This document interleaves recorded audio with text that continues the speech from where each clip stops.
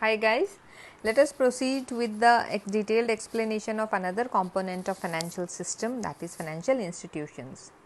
Financial institutions are the intermediaries in the financial system. That means they provide services as the intermediaries between the issuers and the investors or the savers. So, basically these financial institutions are the companies that are engaged in the business of dealing with financial and monetary transactions. That means they facilitates the movement of funds, the movement of capital and finance from one point to another points. These financial institutions assist and provides a broad range of business operations within the financial service sectors. Basically, these financial institutions are categorized into two broader categories: banking institutions and non-banking institutions. If we talk about banking institution in India, the regulator for the banking institution in India is the Reserve Bank of India, and the banking companies can be classified under two heads: the scheduled bank and non-scheduled bank. Scheduled banks are those banks which are included in the second schedule of RBI Act, and non-scheduled banks are not included in that schedule. By being included in second schedule, these commercial banks or cooperative banks, they abide by certain rules, regulations and guidelines as prescribed by the RBI. Further, scheduled bank can be categorized as commercial banks and cooperative banks. Commercial banks can be arranged their business operations into four category of business structure: public sector banks, private sector banks, foreign banks and regional rural banks. Public sector banks are those banks where more than 50% of the ownership is in the hands of government. So, we call such banks as government banks, where more than 50% ownership and the bank's operations are controlled by government. In PSU, we have SBIs and associates of SBI, we have nationalized banks and other public sector banks. In the year 1969, 14 private banks were nationalized in our country, because the need that time was to channelize the financial resources for the development of industries and agriculture in that year 1969. So, 14 major banks, they were taken under the control of government. We call this process as the nationalization of the banks. So, all the PSU banks or the government banks that we see is a result of nationalization of that time 1969. Further, in 1980, again 7 banks were nationalized and one was merged. So, total we had 20 PSU in our country. But recently we have seen in August 2019 and before also, there is a major merger, acquisition and restructuring happened in PSU banking sector. So, 10 PSU banks, government banks, they were merged into 2 big giant banks. So, total now we have 12 private public sector bank in our country. We call them PSU banks or government banks. Coming on to the private sector banks, here the ownership is in the hand of private people, private corporate houses like HDBI Bank, HDFC Bank, like Yes Bank, IndusInd Bank. Here the ownership and control is in the hands of private people. So, we have total 22 private sector banks currently in our country. Then comes the foreign banks. Foreign banks are those banks where the bank is incorporated under the company's law of some other country, not in India. So, their parent country is some other country, but they do their business operations in India. For example, Standard Chartered Bank, Citibank, ABN AMRO Bank, these are not Indian banks because they were formed in their parent country, which is not India, but they have their business operations in India. So, such banks are foreign banks. Then we have regional rural banks. All these banks are commercial banks.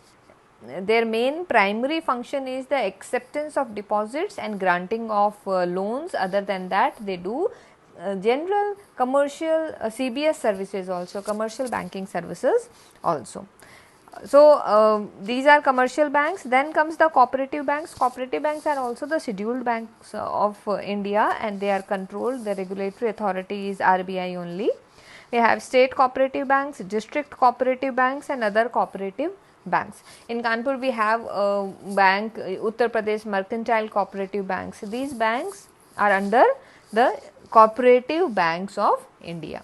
So we have a huge structure of banking and financial institutions in our country, but you need to have this vision, have this classification in your mind ki which type of bank or which type of these financial intermediaries will come under which category. So commercial bank and cooperative banks, and in commercial bank also we have these 4 type of business organizations. Then comes the non-scheduled bank. Non-scheduled banks also carry out the business operations, but they are just not included in the second schedule of RBI Act, RBI Act 1935. That means they have some relaxation and over these commercial scheduled bank in terms of some guidelines or some rules or regulations. So this is the banking structure of our country. Coming on to the other part of financial institution, that is non-banking financial intermediaries, non-banking institutes, majorly classified as 5 institutes: development banks, insurance companies, housing finance companies, mutual fund and venture capital firms, and NBFC stand for non-banking financial corporations. So development banks are specialized financial institutions that provide medium and long term finance to industrial and agriculture sectors. That means basically they provide loan for economic development projects on non-commercial basis. That means they don't carry out the general commercial banking services, but their purpose is to provide loans or create credit and finance for industrial development and agriculture development.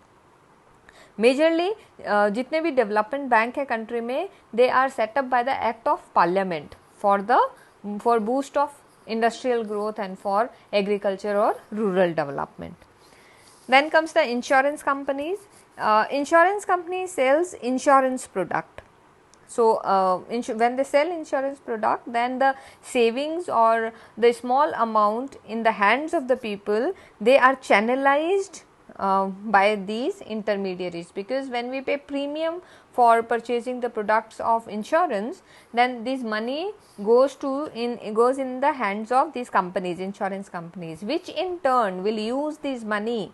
One part of this money will go for covering the life or covering the property जिसके लिए insurance कराई गई है, and another part will be used for investment in productive purposes. So the companies like LIC, GIC, these all companies actually lend a lot of money and they act as an investor for other corporates in investing the securities, bonds or debenture of this company. So in this way our money, it is channelized through these insurance companies. So insurance company is also a very important financial intermediaries, because they pool money and use this money for lending or for giving loans or credit to the business units. Then comes the housing finance companies. Housing finance companies are also channelizes the money for investing this money in the fixed assets. So HUDCO, and there are number of housing finance companies, they are included as non-banking financial intermediaries here. Then comes the mutual fund and venture capital funds. Mutual funds are the companies, are the firms that again pool savings from the household, small saving from the people, and then make a big corpus and then invest this corpus into some securities like bonds, debentures, shares or gilt-edged securities. सो हमारा पैसा हम mutual fund companies को देते हैं और mutual fund company in turn उस पैसे को एक उस पॉइंट पे लगाती है where our money will generate return. Similarly venture capital are the companies जो अर्ली स्टेज स्टार्टअप और न्यू कंपनीज को सीड फाइनेंस करती है. सो अगर कॉरपोरेट्स को या कंपनीज को बिजनेस लोन चाहिए, so they have to give something as a mortgage, और अगर कंपनी नहीं है, nothing is there to mortgage और the business plan very risky, not established in the market, तो उस नई कंपनी को जनरली मेन स्ट्रीम बैंकिंग से फाइनेंसिंग में बहुत प्रॉब्लम होती है। तो इसके लिए वेंचर कैपिटल फर्म्स बनाई गई है। Many government venture capital firms and many private venture capital firms are active in our country. So ये वेंचर कैपिटल फर्म्स क्या करती है, they provide finance and loan to early stage startup companies. लेकिन इनके खुद के पास पैसा कहाँ से आता है, they raise money by way of issuing bonds and deposits from the public. So public इन्हें डिपॉजिट देती है and they in turn give money for economic activities. Then comes the non-banking financial companies. Then these non-banking financial companies are also companies registered under Companies Act, and they are engaged in the business of loans and advances giving and acquisitions of financial security issued by government or corporate units. So in this way also they also facilitate this movement of fund movement of money from one point to other points. For example, leasing finance companies or hire purchase company. So we have companies like Shriram Transport Finance companies. So these companies, they are non-banking financial corporates. So all these intermediaries, their basic function is the mobilization of money or provide services as intermediaries for this movement of money. So basically we have 5 non-banking categories of financial institutions. Elaborating further the development financial institutions of India.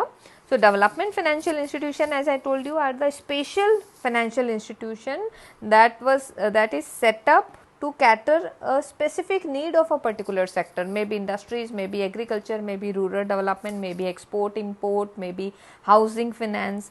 So this slide will give you a overview of the classification of development banks or the development institutions in our country: industrial development banks, agriculture development banks, and export import development banks.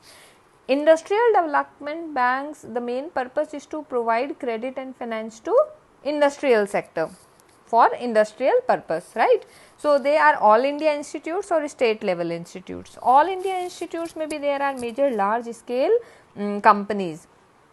The first one in our country was the IFCI, Industrial Finance Corporation of India, established in the year 1948. Then IDBI 1964, ICICI stand for Industrial Credit and Investment Corporation of India, IDBI stand for Industrial Development Bank of India.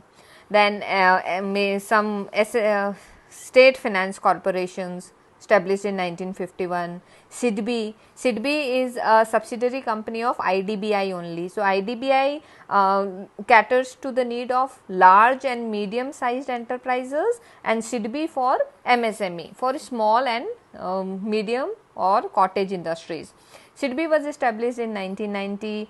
Exim Bank established in 1982. So these are some major development, industrial development institutions of our country. Then at state level we have state financial corporations. State financial corporation, here one more thing, in all India level, look here, all India level for small scale industries, National Small Industries Corporation, NSIC, it was established in the year 1950s, during 1950s. They also cater to the need of small scale industry along with SIDBI. Then comes the agriculture development banks. All India level agriculture development banks are there, then state levels, then local levels. The apex institute in agriculture development banks, agriculture finance, is the NABARD. NABARD is National Bank for Agriculture and Rural Development. Then we have other state level and local level development banks also, state land development banks, SLDBs, then primary land development banks and state level industrial development banks. These are the different agriculture development banks working at different levels in the country, district levels, local level, city level, state level and all India levels. Then comes the export import development banks, all India level. We have one major big institute which is Exim Bank, Export and Import Bank. These are specialized financial institutions. Among them, for every sector we have a Apex Institute. Apex Institute means institute which is the lender of last resort sort of work function they provide. For example, for industrial finance, IDBI is Apex Institute. That means बाकी जितने भी industrial finance के institutes है, they can get refinance their products from IDBI. So IDBI actually अगर खुद नहीं भी industrial को फाइनेंस करता है, लेकिन वो उन कॉर्पोरेट्स, उन एंटरप्राइजेस, कंपनीज को फाइनेंस करता है जो इंडस्ट्रियल फाइनेंस देती है. So it is apex institute. Similarly agriculture के एस्पेक्ट में the apex institute is NABARD. So state level और लोकल लेवल या अदर एग्रीकल्चर रूरल डेवलपमेंट जो भी फाइनेंशियल इंस्टीट्यूशंस है, they can refinance from get refinance from NABARD. Similarly, in housing finance we have HUDCO or Exim Bank. So there is only one which is Exim. In export import, Exim Bank is the only one, right? Look at the regulations of these financial institutions. If you can see in this graph, scheduled and cooperative banks, they are governed by RBI. That means their regulatory authority is RBI. Insurance company by IRDA, which is Insurance Regulatory and Development Authorities. Mutual fund and venture capital, because they generally trade in stock market. So their securities are traded securities. So they are governed by SEBI, Securities and Exchange Board of India. Then these state level institutes, they are governed by IDBI, which I told you that it is Apex Institute. Then state governments and SIDBI also. So different state government, they have authority to regulate the agriculture or other industrial development institution in their states. So they can make laws, guidelines for these institutes. Coming on to the functions of financial institutes, we will precisely see all these functions and we will discuss here one by one.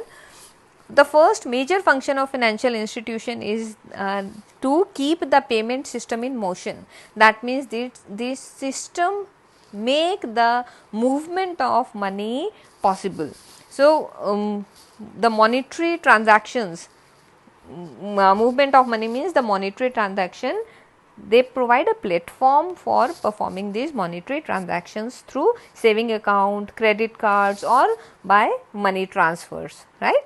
This is first important function of financial institutes. Second one is the availability of resources and capital. They make available the capital, the fund, the money that is to be used for development projects. So all these financial institutions, whether banking or non-banking, one of their primary function is to generate credit or grant loans and advances to development for development projects.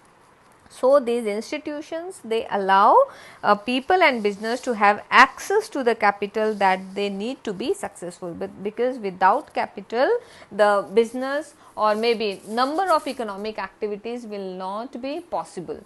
So they channelizing the capital from saving unit to the unit where it is required is the major function of these financial institutions, because they provide credit, they provide loans, they provide capital that is needed for the projects.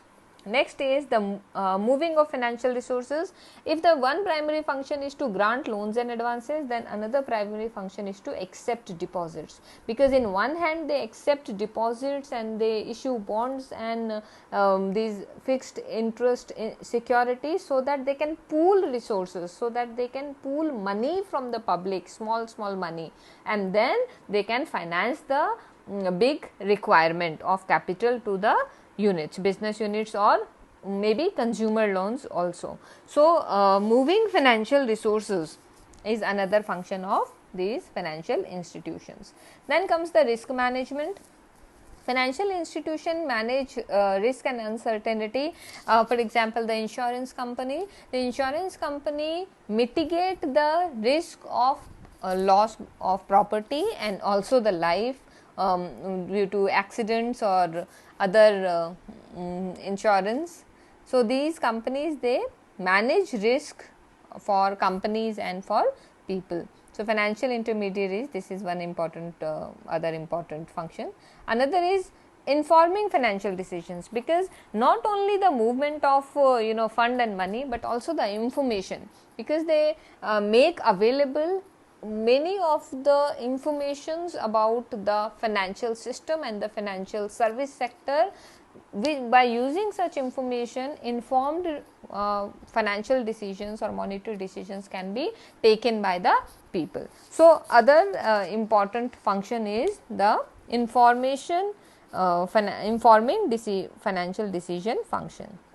Then the next function is maintaining the market. Maintaining the market here means that they not only provide the capital in form of the debt, that means they not only lend, but they, all of these financial institutions, they act as a major investor also. तो सिर्फ lending में ही पैसा नहीं दे रही है, they use this money for investing in the security of other companies also.